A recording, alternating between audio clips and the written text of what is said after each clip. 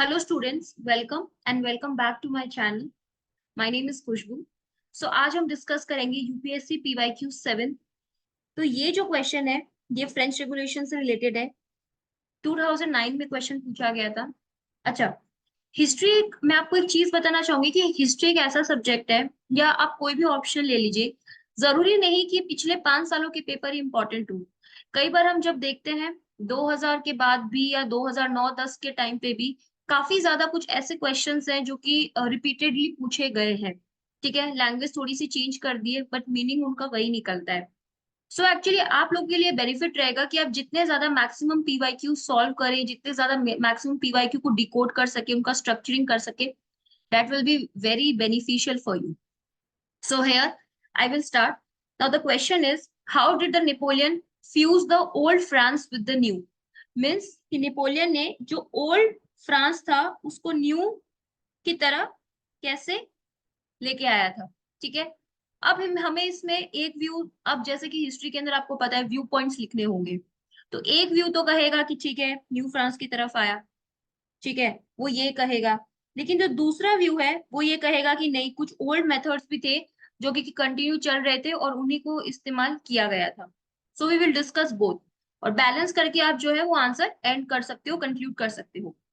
ना इंट्रोडक्शन, अगर इंट्रोडक्शन की बात करें तो हम सबसे पहले यहाँ पे ये स्टार्ट कर सकते हैं कि नेपोलियन के कौन कौन से रिफॉर्म्स थे और वो किस डायरेक्शन में थे.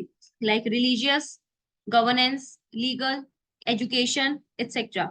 ठीक है, they also incorporated the elements reminiscent in the pre revolutionary regime. In the essence, Napoleon emerged as a successor to the ideals of the revolution and the product of the counter reaction against it. ठीक है, क्योंकि हमने discuss किया था कि Napoleon was a child of the revolution. तो आप चाहो तो इसके अंदर वो लाइन भी यहाँ से स्टार्ट कर सकते हो. दूसरा इंट्रोडक्शन आप उस पर फोकस करोगे कि एग्जैक्टली फ्रेंच रिवोल्यूशन जो था वो क्या कैंपेन उसने लिया था, या क्या सक्सेसफुल हुआ था, या नेपोलियन कब लीडर बना था, आप वहां से स्टार्ट कर सकते हो. तो फर्स्ट काउंसिल जब काउंसिल जब नेपोलियन बना था 1799 के बाद 1804 में हम देख लेते हैं. तो आप तब से टाइम पीरियड स्टार्ट करके उसका आंसर से स्टार्ट कर सकते हो. ठीक है, दोनों चीजें हैं. आप फ्रेंच रिवोल्यूशन के बारे में या तो नेपोलियन से भी स्टार्ट कर सकते हो, या फिर फ्रेंच रिवोल्यूशन ने क्या आइडियाज दिए या कब से कब तक चला वहां से भी शुरू कर सकते हो. नाउ, अब ऐसा बोला जाता है कि Napoleon fuse the old France with new. तो सबसे पहले आपको थोड़ा सा बताना पड़ेगा old France means what. Means वहां पे कुछ इश्यूज थे, लीगल राइट्स नहीं थे, declaration of man and citizen जो दिया गया था वो सब नहीं थे. But French revolution promoted these ideas, liberty, equality and fraternity. ठीक है, अब नेपोलियन ने इन आइडियाज को एक्सेप्ट किया, उसके कुछ एग्जाम्पल दे दोगे. But he rejected some ideas like action wise political liberty. He curtail the economic rights. Example of continental system दोगे जो कि हमने डिस्कस किया था कि ब्रिटेन के साथ कोई भी यूरोपियन कंट्री जो है वो ट्रेड नहीं करेगी, प्रोहिबिटेड होगी. But at the same time आपको फिर से इसको काउंटर करके लिखना है कि at the same time he adopted the equality also.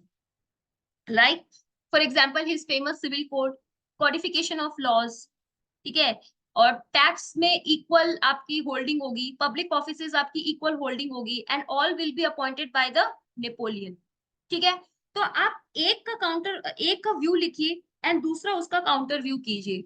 आप कुछ आंसर्स को इस तरीके से भी लिख सकते हैं जिनमें हमारे पास कुछ ज्यादा कंटेंट नहीं होता है, या फिर मल्टीपल व्यू पॉइंट्स होते हैं. तो एक पॉइंट लिखिए like French revolution provided the three ideas, liberty, equality and fraternity, but how Napoleon followed this and how Napoleon did not follow this.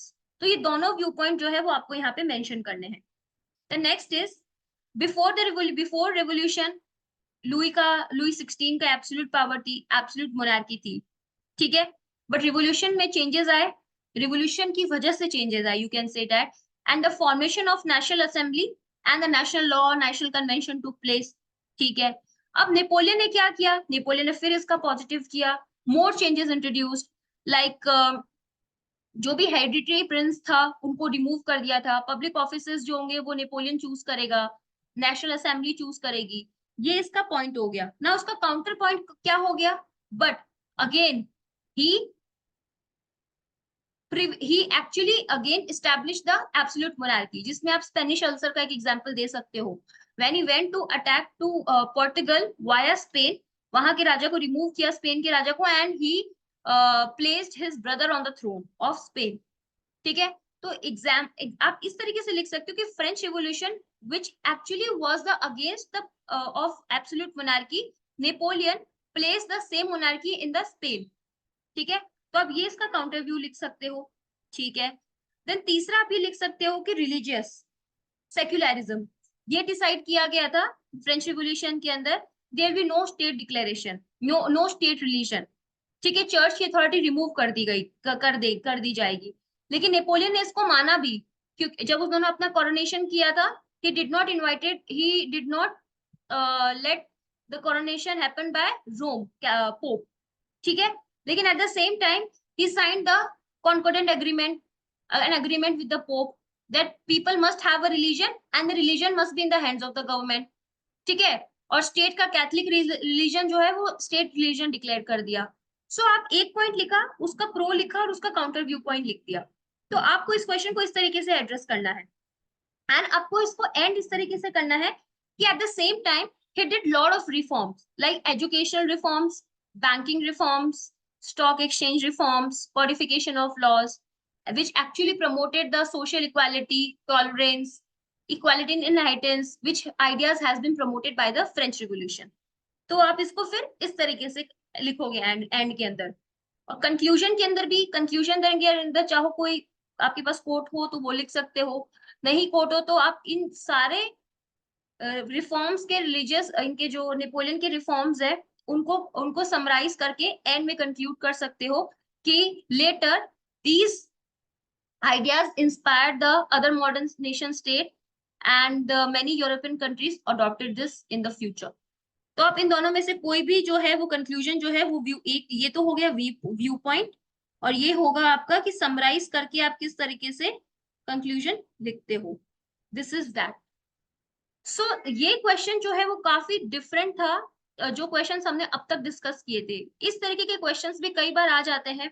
ठीक है. तो हमें उनको टैकल करना है मल्टीपल व्यू पॉइंट्स लिख के, एक ही पॉइंट के counter view point and the pro उसके एंटी काउंटर पॉइंट्स. तो इस तरीके से अगर हम इसको करेंगे तो that would be better.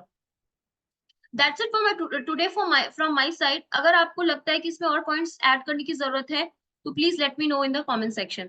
Thank you so much.